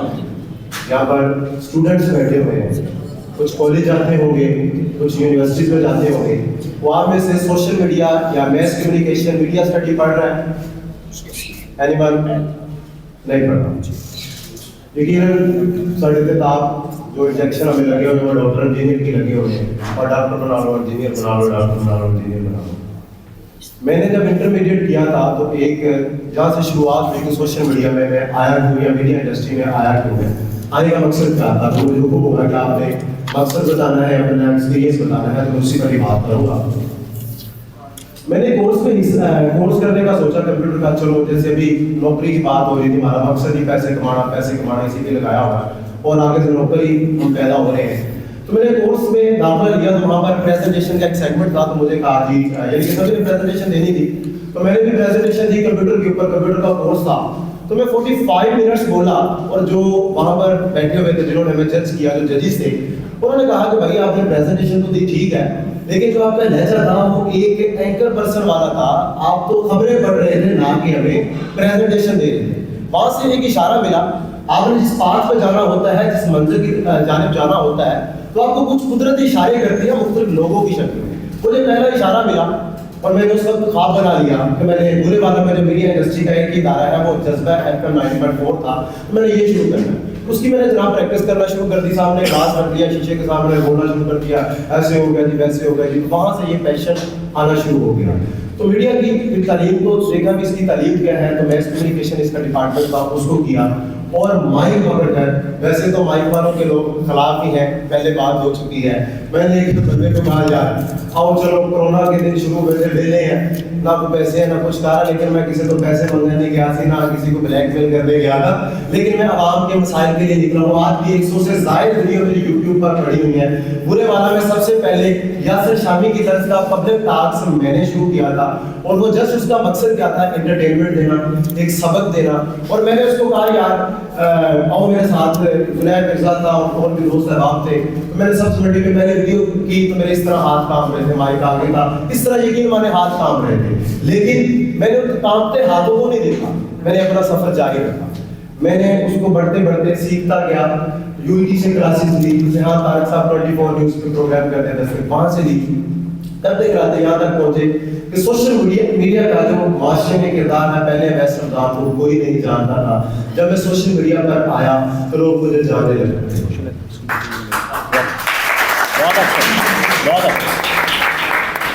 اس کے بعد ہم نے اپنی سوشل ایکٹیوسٹ کمیونٹی بنائی, جس میں جو لوگ سوشل میڈیا پر کام کر رہے تھے ان دوستوں کو ہم نے بنایا. ساتھ میں بنایا محسن مغل صاحب, مغل نیوز کے نام سے آپ ان کو جانتے ہوں گے, تو وہ بھی ہمارے ساتھ ہیں. آج وہ اپنے میڈیکل کی وجہ سے شرکت نہیں کر سکے. عظیم نور صاحب بھی ہماری کمیونٹی کا حصہ ہے, اور ساتھ میں استاد محترم بھی بیٹھے ہیں, ان سے بھی سیکھیں. سکریٹری جاوید صاحب یہ ایک برے والا کے لیے بہت بڑا سرمایہ ہے. تو آگے سوشل میڈیا پہ مزید بات کرتے ہیں کہ سوشل میڈیا کا فائدہ اور نقصان کیا ہے. برے نوفیز اختر کالم نگار ہے, وہ کالم لکھا کرتے آپ کو ساری سے سمجھ آئے گی. وہ جب کالم لکھتے تھے ایک وقت میں سوشل میڈیا اتنا ایکٹیو نہیں تھا تو تصویر نہیں آتی تھی ساتھ میں، وہ کالم لکھتے تھے گلین و خیز حد تک سے شاید آپ کے ذہن میں بات جا رہی ہوگی شاید لڑکی ہوگی، لیکن وہ لڑکا تھا. تو وہ کالم لکھ رہے تھے، لوگ نام پڑھتے تھے. تو ایک بندے نے انہوں نے کہا، انہوں نے خود ہی سنایا کہ جی مجھے ایک خط آیا کہ میں آپ سے دوستی کرنا چاہتا ہوں. انہوں نے کہا جی ویسے ایک مرابطہ دوستی کر رہے ہیں، محبت کرتے ہیں، خط و کتابت کا کام شروع ہو گیا جی. تو ایک دفعہ کہتے ہیں اپنی ذاتی مصروفیات کی وجہ سے میں جواب نہیں دے پایا، تو ایک دفعہ ان کا پھر میسج رکھا تھا کہ تو نظریں بڑی کرتی. اب ہے وہ بندہ ہے، انہوں نے فوراً گیا اسٹوڈیو، وہاں سے فوٹو کھنچوائی، داڑھی والی فوٹو تھی، اور اس فوٹو کے اوپر لکھا صرف گلین و خیز حد تک، اور ان کو بھجوا دیا. جب وہ دیکھا تو اس کے بعد پھر اس کا جواب کیا آیا، صوفی تیرا کا بنا نوے میں تبھی میرا دکھا.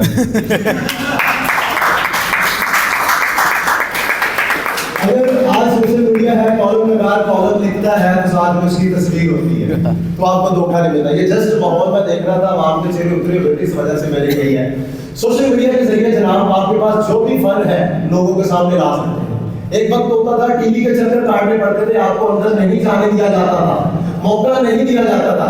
آج آپ کے پاس موبائل ہے، پوزیٹیو کنٹینٹ ہے، تو آپ اپنا کنٹینٹ لوگوں کے سامنے لا کر اپنے آپ کو منوا سکتے ہیں. یہ میں نوجوانوں سے مخاطب ہوں کہ آپ اپنے آپ کو منوا سکتے ہیں. آپ کو کوئی سمجھ نہیں آ رہی، ایک وقت تھا کہ لوگ لائبریریز کا رخ کرتے تھے. سوشل میڈیا کی مدد سے آپ کو بے شمار لیکچرز مل جائیں گے، بے شمار آپ کو کنٹینٹ مل جائے گا، آپ کی کتاب کے مطابق جو بھی آپ کو چیز چاہیے وہ آپ کو مل جائے گا. سوشل میڈیا کے جہاں پر فوائد ہے وہاں پر نقصانات بھی ہیں. وہ نقصان کیا ہے؟ ٹک ٹاک، سنیک، ہم سکرولنگ پہ لگے ہوئے ہیں، ریلز پہ لگے ہوئے ہیں، جو ہمیں ایک کیا بولتے ہیں کنٹرول کرنا ہمارے اوپر بہت مشکل ہو گیا ہے. ہم سوشل میڈیا کی دھنستے جا رہے ہیں، اس کی دھندل میں ہم باہر نہیں آ رہے، ہماری جو توجہ ہے وہ ڈائیورٹ ہو رہی ہے.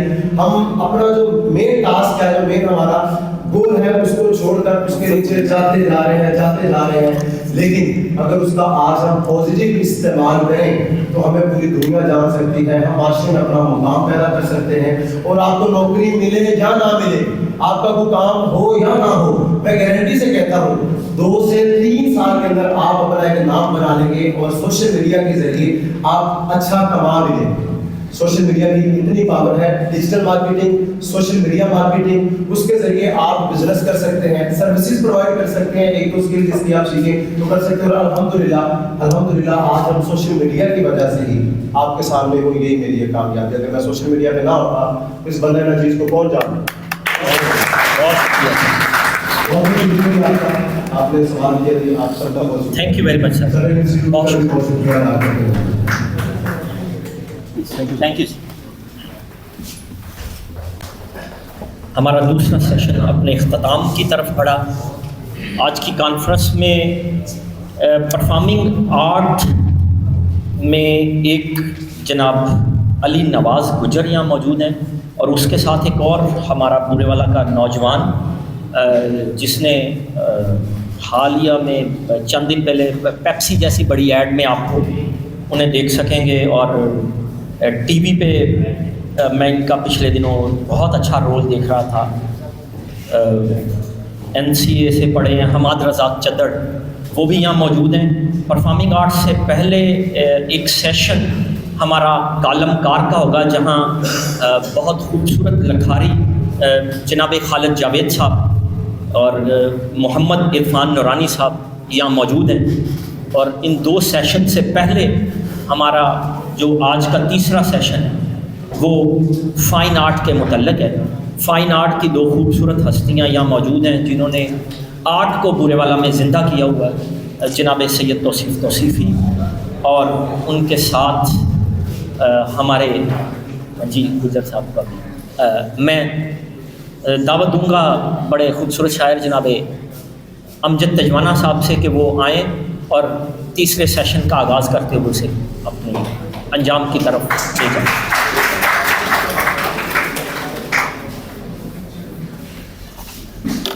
بسم اللہ الرحمن الرحیم. کریٹر کانفرنس کا تیسرا سیشن جو کہ فائن آرٹس پہ مشتمل ہے، اس کے لیے میں جناب توصیف احمد توصیفی صاحب سے گزارش کروں گا کہ وہ یہاں اسٹیج پر تشریف لائیں. اور محمد یوسف گجر صاحب سے.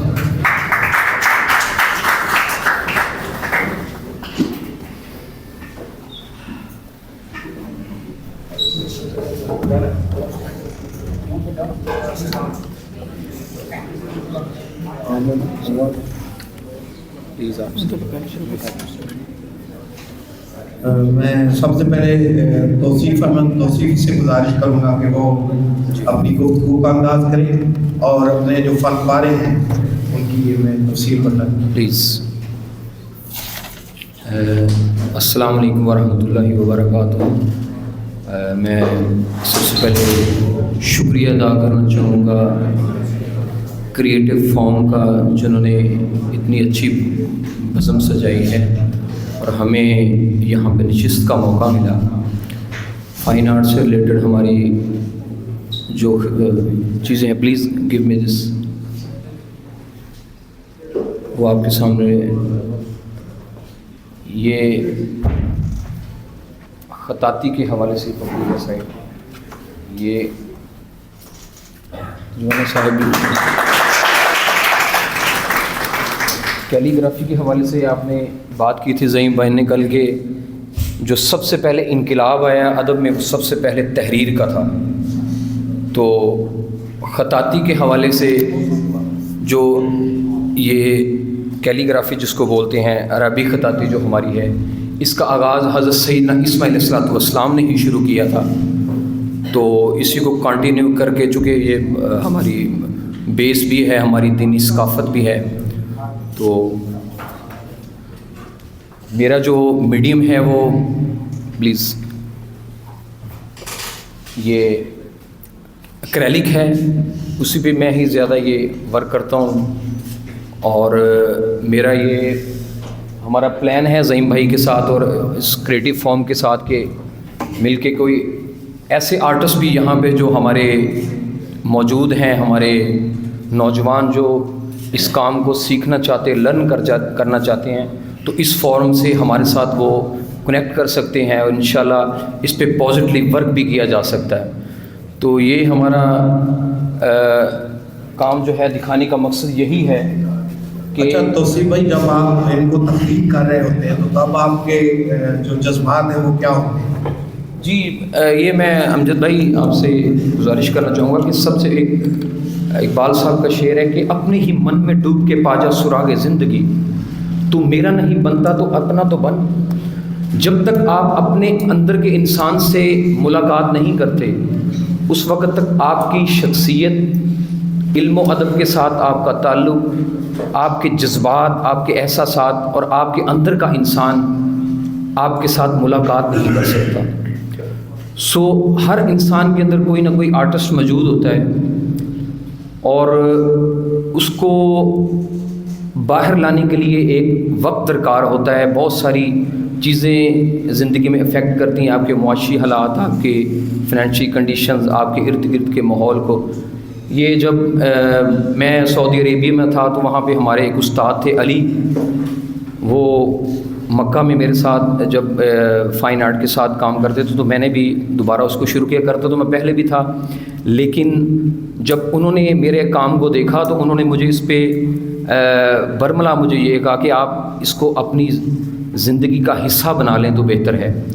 تو جب تک آپ اپنے اندر کے انسان سے ملاقات نہیں کرتے اس وقت تک آپ معاشرے کے لیے پازیٹیو بھی ثابت نہیں ہو سکتے. اور ہمارے جو اس وقت معاشرے کے بگاڑ کی سب سے بڑی جو میں نے تو اسیسمنٹ کی ہے وہ یہی وجہ ہے کہ جس کام کے لیے آپ بنے ہیں وہ کام آپ کر نہیں رہے. اور یہ اسی وقت یہ پاسبلٹیز ہیں جب تک آپ اپنے تنہائی میں بیٹھ کے اپنے آپ کو کھوج نہیں کرتے کہ میں کس کام کے لیے بنا ہوں اور میں نے کرنا کیا ہے.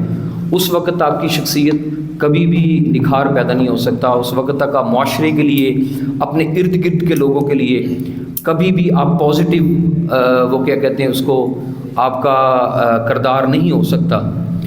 تو یہ کیلیگرافی, خطاطی, فائن آرٹس, رنگوں سے کھیلنا, یہ بیسیکلی اپنے آپ سے ہی ملنے کا ایک کہہ لیں کہ ذریعہ ہے.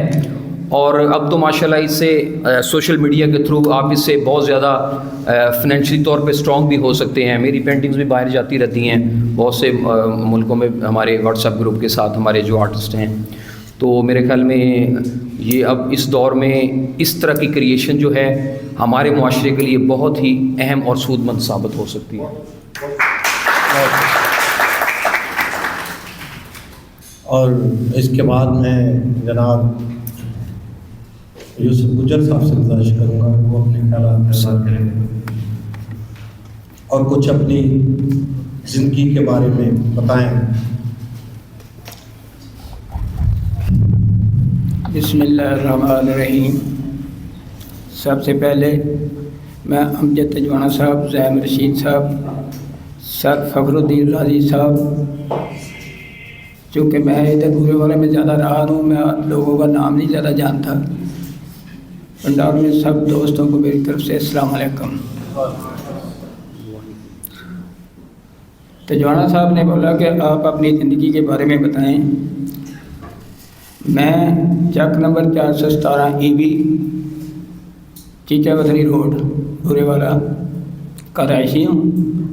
شروع سے ہی چھوٹا سا تھا میں تو مجھے گیموں کا بہت شوق تھا. سر فخر الدین غازی صاحب بیٹھے ہیں ادھر. جب میں 6ٹھی 7ویں کلاس میں پڑھتا تھا اس علاقے میں مشہور تھا کہ گاڑیوں کے ساتھ میں ریسیں لگاتا تھا. اس وقت کے ڈرائیور جو تھے نا وہ سمجھتے تھے کہ چھوٹا بچہ ہے، اس کو شوق ہے، یا تو وہ گاڑی آہستہ چلاتے تھے. تو میں بہت مشہور ہو گیا کہ گاڑیوں کو کراس کر دیتا تھا.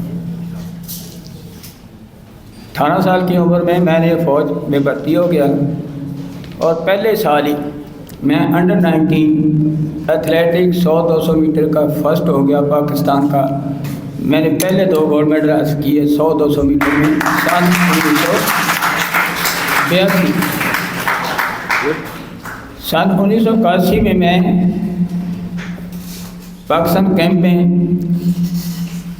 100-200 میٹر کے ٹرائل ہوئے سینئر کھلاڑیوں کے ساتھ اور پہلے سال ہی میرا ٹائم بیسٹ ہو گیا اور میں سن 1983 as a first position 100-200 metre, 100 metre relay race, 400 metre relay race, long jump اور پلس بیسٹ ایتھلیٹ ٹھہرا.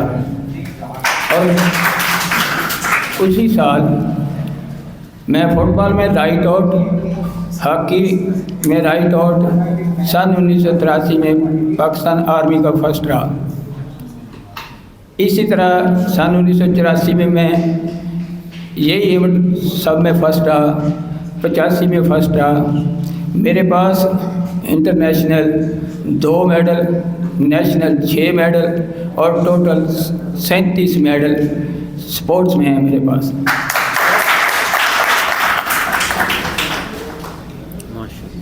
انیس 1982 سے 1995 تک میں پاکستان ٹیم کا ایتھلیٹک 100-200 میٹر کا کوچ رہا. PCB پاکستان کیمپ میں بچوں کو ٹریننگ کرا رہا تھا 100-200 میٹر کی. تو افسر میس میں جہانگیر نامی آرٹسٹ ملتان کے رہنے والے تھے، وہ اکرم جنجوا کا پورٹریٹ بنا رہے تھے. تو ادھر کچھ ہم کوچ چلے گئے، کھلاڑی چلے گئے، ان کو دیکھا تصویر بناتے، مجھے بہت اچھا لگا. سن 1985 سے میں نے کوشش شروع کی کہ میں بھی مصور بنوں جی. اور 1985 میں اسلم کمال صاحب اسلام آباد کے بہت بڑے آرٹسٹ ہیں، ان کے یہاں شاگرد ٹھہرا. 10 سال میں اپنے استاد کے پاس ایز اے آرٹسٹ کام سیکھتا رہا. میری نمائشیں الحمرا نمبر 1 باری اسٹوڈیو، نیشنل لائبریری اسلام آباد، بلدیہ ہال میرپور، بلدیہ ہال مظفر آباد. چونکہ میری art gallery fantasy art gallery Mirpur Azad Kashmir میں 15 سال قائم رہی. آج کل میرے آرٹ بینک کے نام کے اوپر بورے والا میں آرٹ گیلری ہے. اور میں بتاتا چلوں کہ آرٹ بینک کا نام مجھے زیم رشید صاحب نے دیا.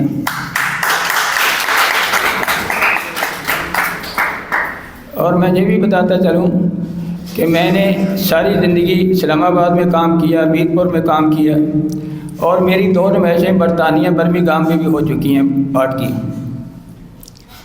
جتنا کام کرنے کا مزہ بھورے والا میں آیا، نہ برطانیہ میں آیا، نہ اسلام آباد آیا، نہ مظفر آباد۔ یہاں ایک سوال میں اپنی طرف سے کر رہا ہوں جی، کہ ایک ایتھلیٹ جو ہے وہ فائن آرٹس کی طرف کیسے آئے؟ بس ایسے ہی آ گیا، آسانی طور پہ یا کہ شوق تھا؟ نہیں، شوق ہو گیا۔ جب وہ میں نے تصویر بناتے دیکھا، میں نے بولا یہ کام میں نے سیکھنا۔ میں نے اسی طرح کام سیکھا جس طرح میں نے پاکستان کا فرسٹ ہوا ہوں، کھلاڑی بنا ہوا۔ کھلاڑی میں کیسے بناؤں؟ ہمارے گاؤں میں فخر الدین راضی صاحب جانتے ہیں کہ کوئی گراؤنڈ نہیں ہے، کوئی اسکول نہیں ہے۔ اگر بورے والا میں رانا سار اللہ نیشنل پلیئر بنا تو کوئی بڑی بات نہیں ہے، ان کے پاس گراؤنڈ تھے۔ وقار یونس کے پاس اچھے کلب تھے، انہوں نے بورے والے کا نام روشن کیا۔ میرے پاس نہ کوئی گراؤنڈ تھا، نہ کوئی اسکول تھا، اور نہ کوئی استاد تھا۔ تو جو بھی غریب آدمی یہ سمجھے تو میں کھلاڑی بننا چاہتا ہوں، میں ان کو پیغام دیتا ہوں کہ پاکستان آرمی کھلاڑی کو اتنا زیادہ سپورٹ کرتی ہے، کوئی ادارہ اتنا سپورٹ نہیں کر سکتا جتنا سپورٹ پاکستان آرمی کرتی ہے۔ میری پہلی نمائش بھی آرمی میں رہتے ہوئے حاضر سروسی الحمراء نمبر میں 1 ہوئی۔ اللہ جنت نصیب کرے، دلدار پرویز بھٹی میری نمائش کے کمپیئر تھے، تو میں نے پہلی دفعہ وردی پہنی۔ انہوں نے بولا، میں نے بولا کہ ایک سپاہی ہے وہ مصور ہے، تو میں کمپیئر تب کروں گا جب وہ وردی میں ہوگا۔ تو میں نے 15 سال میں 18 سال میں پہلی دفعہ وردی الحمراء لاہور آرٹ گیلری میں پہنی۔ جی بہت شکریہ۔ ابھی میرے پاس کچھ پینٹنگ ہے، میں وہ آپ کو دکھانا چاہتا ہوں۔ جی ضرور بیٹا دکھا۔ دوسری، میں شروع سے ہی آرٹ کا کام بچوں کو سکھاتا ہوں۔ میرے 3 مہینے کا کورس کیلیگرافی لکھائی کا کورس ہے، خط نستعلیقی مکمل سکھا دیتا ہوں۔ 3 مہینے کے اندر بچہ مکمل پنسل آرٹ بنا لیتا ہے۔ بیٹا وہ یہ کیلیگرافی ہے، اس میں ذکر آگ کا ہے، تو میں نے جو آگ کے رنگ ہوتے ہیں نا وہی استعمال کیے۔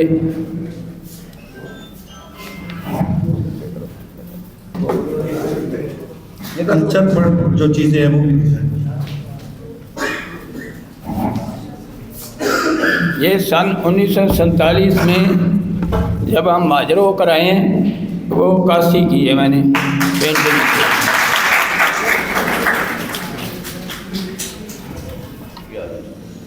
کہ یہ پڑھو بھی، یہ میرا کالم اس میں آیا ہے۔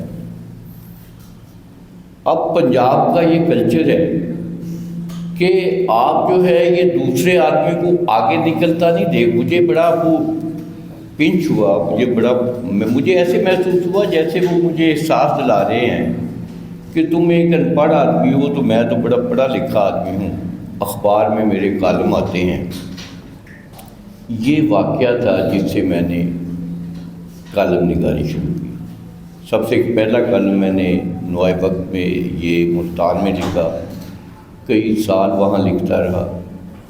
نئی بات لاہور شروع ہوا، اس میں لکھا۔ یہ تقریباً 1-1.5 سال پہلے تک میں 1-2 ماہ میں ایک آدھ کالم بھیج دیا کرتا تھا۔ پھر جب یہ گورنمنٹیں تبدیل ہوئیں، کالم نگار ہمیشہ ظاہر ہے کہ وہ بعض لوگ جو ہیں وہ حکومت کی تعریف و توصیف کرتے ہیں، کچھ ہم جیسے لوگ بھی ہیں جو تنقید زیادہ کرتے ہیں۔ تو وہ حالات کے جبر کی وجہ سے میں نے پھر وہ اخبارات میں لکھنا تو بند کر دیا۔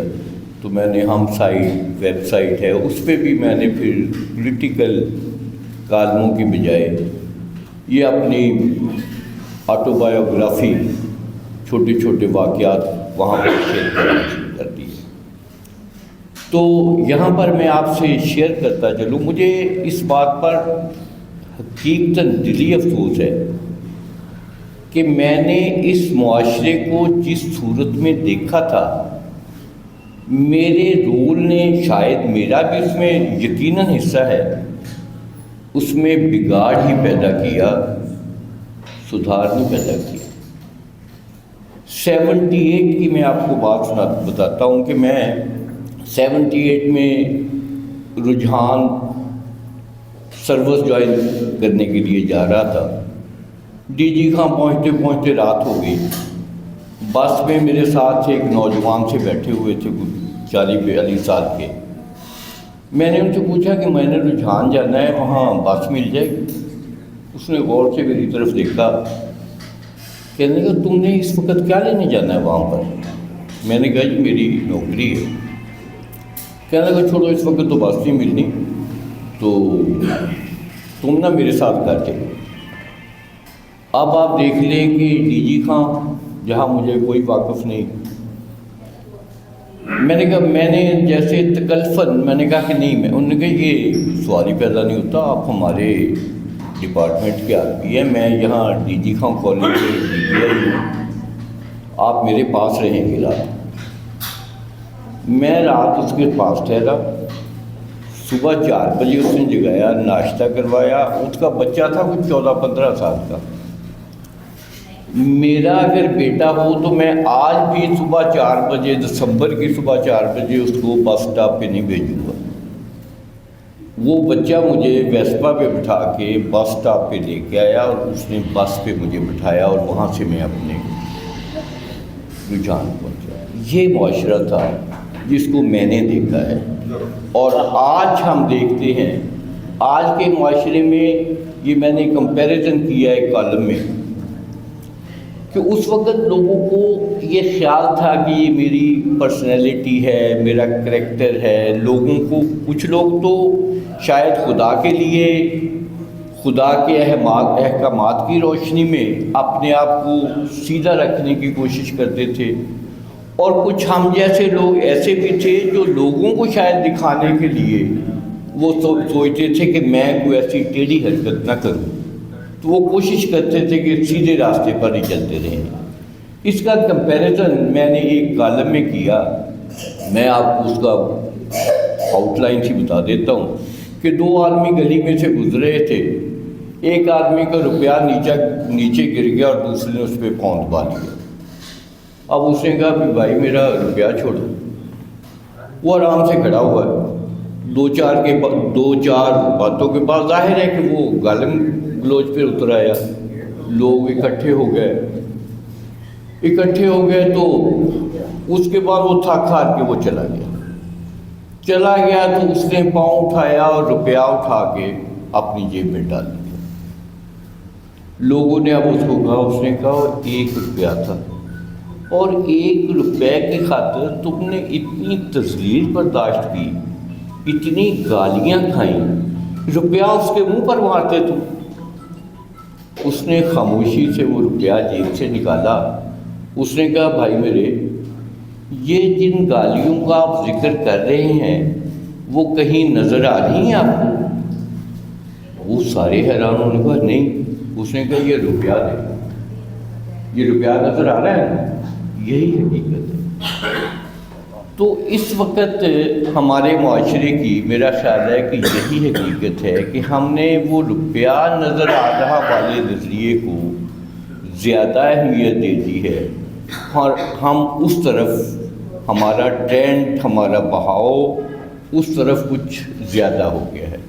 تو خدا کرے کہ ہم اس کے صحیح راستے پر، اس کو صحیح ٹرینڈ میں کامیاب ہوں۔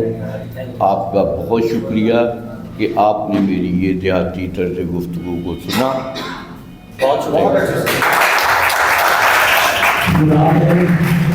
خدا کرے کہ میری رب سے پاک پہ اترے وہ فصل گل جسے اندیشہ یہ سوال ہو، خدا کرے کہ میری محبت کے لیے حیات جرم نہ ہو، زندگی موال ہو۔ بہت شکریہ۔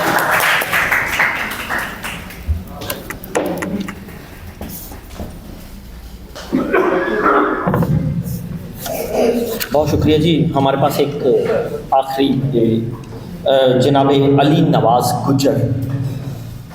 कॉन्फ्रेंस को इस वक्त ख़त्म होना चाहिए था, लेकिन मैं वक्त को उस तरह मैनेज ना कर सका। मगरब के से पहले मैं गुजारिश करूँगा जनाब अली नवाज़ गुजर साहब प्लीज़ तशरीफ।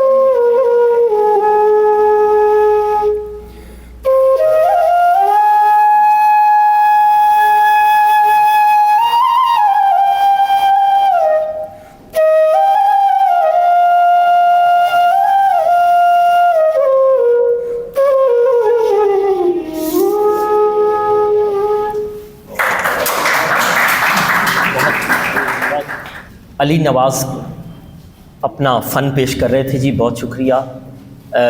हवा एक बांस से गुज़रती है तो बांसुरी बन जाती है। इल्म है, इल्म आए ना आए, ज़िंदगियाँ गुज़र जाती हैं। अली नवाज़ आप मुबारकबाद के मुस्तहिक़ हैं कि आपने बहुत खूबसूरत बांसुरी सुनाई और खुदी का सिर नेहा ला इलाहा इल्लल्लाह उसे इस खूबसूरती से। अली नवाज़ आप कब आए इस बांसुरी की तरफ, कब आए? मैं सर 2011 में आया, जब मैं पंजाब कॉलेज में मैंने एडमिशन लिया। इसमें सबसे ज़्यादा जो कंट्रीब्यूशन है वो मजीद अकबर साहब का है जी, 8 से और कुर्बान अली कासर साहब का। तो वहाँ से मैंने आगाज़ किया, फिर आहिस्ता आहिस्ता करते करते मैं जियो न्यूज़ के प्रोग्राम खबरनाक में भी परफॉर्म किया। Very good. और इसके अलावा GNN का प्रोग्राम आता था जोक दर जोक, उसका भी मैं हिस्सा रहा हूँ। इसके अलावा समा न्यूज़ पे एक डॉक्यूमेंट्री थी, उसमें भी मेरी बांसुरी की आवाज़ इस्तेमाल हुई है। बहुत अच्छा। हाँ जी। हमें फरमाइश भी है, मैं चाहूँगा वैसे कि बांसुरी हो और बांसुरी पे अगर साज निकले तो वो ही होना चाहिए, सुन वंजली दी मिठरी तान है। अगर आप वो सुनाएं तो।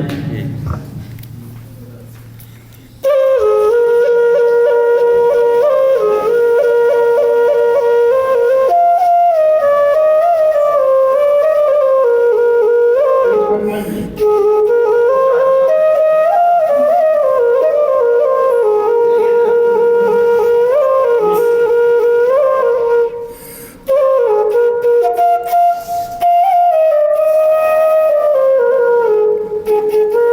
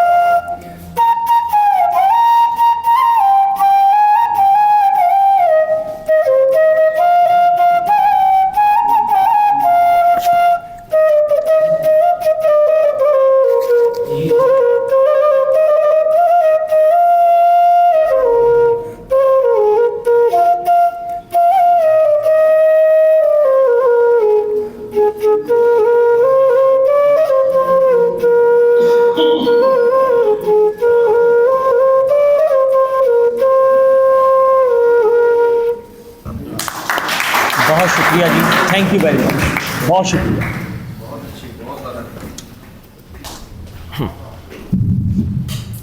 تقریب کے اختتام کی طرف چلتے ہیں. کریٹرز کانفرنس پائندہ باد، Pakistan. Thank you very much.